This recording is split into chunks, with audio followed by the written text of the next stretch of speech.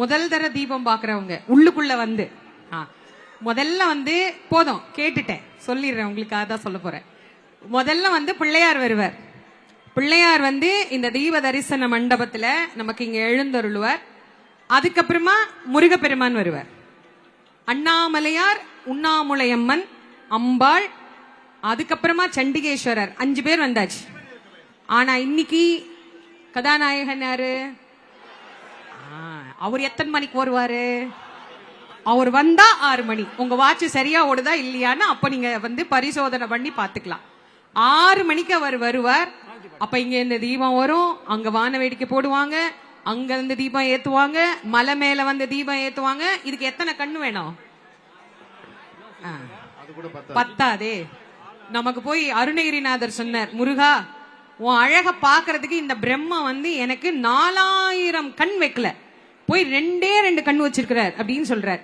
பையனை பார்க்கவே 4000 கண் வேணும்னா உங்க அப்பட பாக்குறதுக்கு எவ்வளவு கண் வேணும்?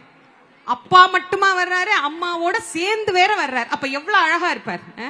இந்த ஒரே 2 நிமிஷத்துக்கு தாங்க இவ்வளோ தவம், இவ்வளோ தவம். 2 நிமிஷம் அவர் அப்படி வந்து நின்னாருன்னா அந்த காட்சி அப்படியே பார்க்க பார்க்க பார்க்க நான் இப்பவே நினைச்சிட்டேன்னா அப்புறமா என்னால பேச முடியாது.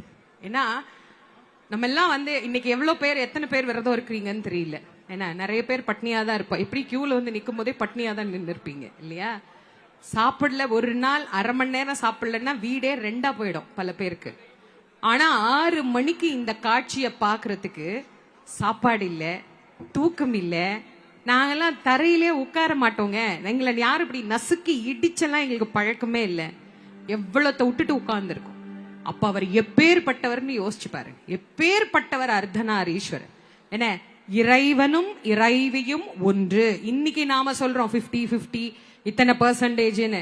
சுவாமி அன்னைக்கே ஜட்ஜ்மெண்ட் எழுதி வச்சார்.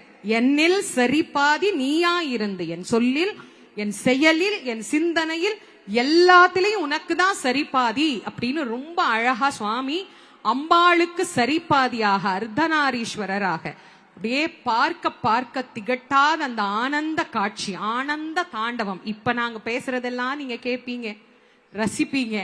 ஆனா அவர் வந்ததுக்கு அப்புறம் நீங்க யாரும் எங்களை திரும்பியும் பார்க்க மாட்டீங்க. அது எங்களுக்கு நல்லாவே தெரியும்.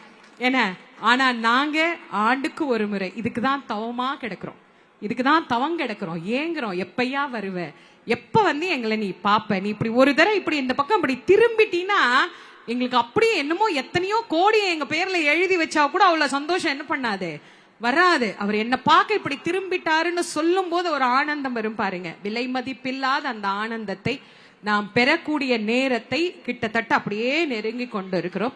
முதல்ல நமக்கு விநாயக பெருமான் எழுந்தருள்வார். அவர் வந்ததற்கு பிறகு நமக்கு முருகப்பெருமான். ஏன்னா இந்த தலத்துல நம்ம நிக்கிறதுக்கே நமக்கு வந்து எவ்வளோ பெரிய பேச்சை இறைவன் கொடுத்திருக்கிறார் அப்படிங்கறது வாழ்க்கையில ஒரு மிகப்பெரிய புண்ணியமான ஒரு செயல். நம்ம காலையில இங்க எல்லா ஏற்பாடுகளும் பண்ணிட்டு இருக்கும் போது நிறைய மெய்யன்பர்கள் கேட்டாங்க, என்னமா நீங்க இன்னைக்கு பேசவே இல்லைன்னார். நான் எப்போதும் 6 மணி வரைக்கும் மௌனம். என்னைக்கு அண்ணாமலையார் கோயிலுக்குள்ள 3 வருஷத்துக்கு முன்னாடி தீபத்துக்கு உள்ள நுழைஞ்சனோ அன்னையோட 3 மணி மௌனத்தோட அண்ணாமலையார் முடிச்சிட்டார். போதும். அதுக்கப்புறம் வந்து ஏன்னா அவன் பெருமையை பேசுறது தானே நமக்கு வேலை. அதை விட வேற என்ன வேலை? நாப்படைத்த பையன் இறைவனை பேசுதல், கண் படைத்த பையன் இறைவனை காணுதல், கால் படைத்த பையன் இறைவனுடைய திருத்தலங்களை சென்று சேவித்தல். நடந்து போன இப்ப போங்க, எல்லாம் வயசான பிறகு போய்க்கலாம், கொஞ்ச நாள் கழிச்சு போயிடலாம். வயசாகி கால் நடக்க முடியாம குச்சியை வச்சுக்கிட்டு ஊனி எங்க இருந்து கிரிவலம் வர்றது? கால் நல்லா இருக்கும் போது இளமையிலேயே இறைவனை நாடி தேடி ஓடி வழிபடணும். அதனால தான் வாழ்த்தவாயும் நினைக்க மடனெஞ்சும் தாழ்த்த சென்னியும் தந்த தலைவனைனர். யாருக்கு இந்த தலை தாழணுமா? ஆண்டவனுக்கு தாழணுமா? அவரை பார்த்தா தாழ்ந்து அந்த இறைவனை வழிபாடு பண்ணணும். அப்பேற்பட்ட ஆனந்தமான பெருமான், அற்புதமான பெருமான் அண்ணாமலையார் நம் எல்லோருடைய வாழ்க்கையிலும் ஒவ்வொருத்தருக்கும் ஏதாவது ஒரு பிரார்த்தனை இருக்கும். சுவாமி இன்னொரு 2-3 நிமிஷத்துல உள்ளே இருந்து நமக்கு விநாயக பெருமான் எழுந்தருள இருக்கிறார். அந்த விநாயக பெருமானுடைய வரவை வரவேற்று சுவாமி அங்கிருந்து வந்து இந்த மண்டபத்துல தான் 5 சுவாமி இந்த மண்டபத்துக்கு தான் வருவாங்க. இங்கிருந்து தான் வந்து நமக்கு மலை மேல இருக்கக்கூடிய அந்த தீபத்தை தரிசனம் செய்யக்கூடிய ஒரு அற்புதமான அமைப்பை நம்முடைய பெரியோர்கள், அருளாளர்கள் நமக்கு அமைத்து கொடுத்திருக்கிறார்கள்.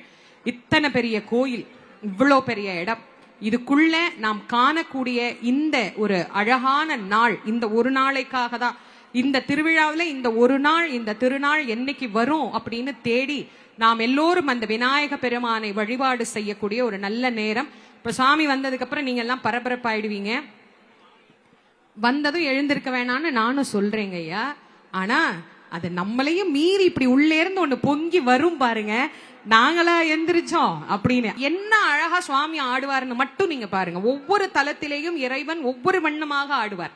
இறைவனுடைய ஆட்டம், அவன் ஆடுறதுனாலதான் நம்ம எல்லாம் என்ன பண்றோம், ஆடிட்டு இருக்கிறோம். அவன் ஆடலன்னா அண்ணன் அவனின்றி ஒரு அணுவும் அசையாது, எல்லாவற்றையும் அசைவித்து நம்மை ஆட்டுவிக்க கூடிய அற்புதமான தெய்வமாக இங்கே நமக்கு எழுந்தருளி அருள் புரிந்து கொண்டிருக்கக்கூடிய இறைவன், எல்லாம் அல்ல சிவபெருமான் அருணாச்சலேஸ்வரர். அண்ணாமலை, அண்ணுதல்னா நெருங்குதல், அண்ணா அப்படின்னா நெருங்க முடியாத அப்படின்னு அர்த்தம்.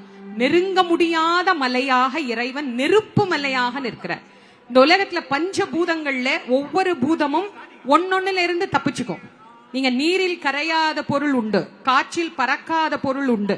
ஆனா இந்த உலகத்துல நெருப்பில் எரியாத பொருள்னு ஏதாவது இருக்கா? எதை போட்டாலும் நெருப்பு என்ன பண்ணோம், அதை சாம்பலாக்கி கொடுத்துரும். அது மாதிரி நம்முடைய வினைகள், நம்ம என்ன கொஞ்சம் நஞ்ச வினைகளா வச்சிருக்கிறோம். எவ்வளவு இருக்குன்னு தெரியல, டெபாசிட்ல இருக்கு, நிறைய இருக்கு. அப்பப்போ நமக்கு அக்கௌண்ட்ல வர மாதிரி வந்துகிட்டே இருக்கும், அவ்வளவுதான்.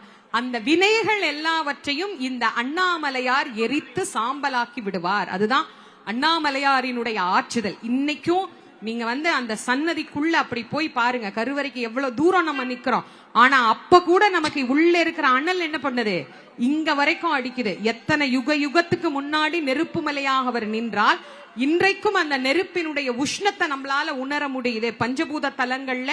அதனால்தான் இந்த திருத்தலத்தை அக்னி தலம் அப்படின்னு நம்ம சொல்றோம்.